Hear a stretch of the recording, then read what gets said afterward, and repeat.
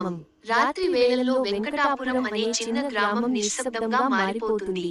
ఒకప్పుడు పంటలతో, పండుగలతో కళకళలాడిన ఆ ఊరు ఇప్పుడు చీకటిలో మునిగిపోయింది. ఎందుకంటే ప్రతి అమావాస్య రాత్రి చెరువు దగ్గర ఒక స్త్రీ రోదన వినిపిస్తుంది. ఆమెను చూస్తే మరుసటి ఉదయం వరకు బతకరు అంటారు గ్రామస్తులు. 5 సంవత్సరాల క్రితం రాము అనే యువకుడు తన ప్రేమ అయిన సీతాదేవిని పెళ్లి చేసుకోవాలని అనుకున్నాడు. కానీ గ్రామ పెద్దలకు ఆమె జాతకం నచ్చలేదు. ఆమెతో పెళ్లి అంటే నీ వంశం నాశనం అని అన్నారు. రాము మాత్రం ప్రేమలో అంధుడై రాత్రివేళ చెరువు దగ్గర సీతను కలవడం మొదలు పెట్టాడు. ఒక రాత్రి గ్రామ పెద్దలు వారిని పట్టుకున్నారు.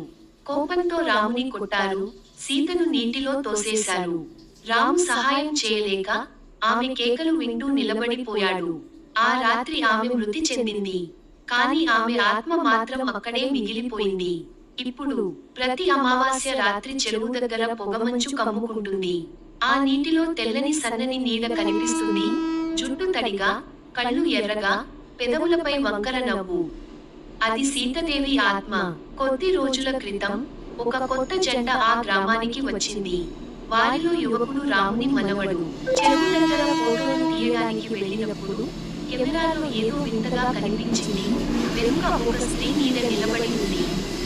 రాత్రికి రాత్రే ఆ యువకుడు కనిపించకపోయాడు. మరుసటి రోజు చెరువులో ఒక స్త్రీ నవ్వు ప్రతిధ్వనిస్తూ వినిపించింది. ఇప్పుడు రాముని వంశం పూర్తయింది. ఇప్పటికీ వెంకటాపురం చెరువు పక్కన ఎవ్వరూ వెళ్ళరు. కానీ మీరు వెళ్ళి ఆ నీటిలోకి చూస్తే మీ ప్రతిబింబం వెనుక ఒక చిరునవ్వు కనబడవచ్చు. అది మీది కాదు, సీతాదేవిదే.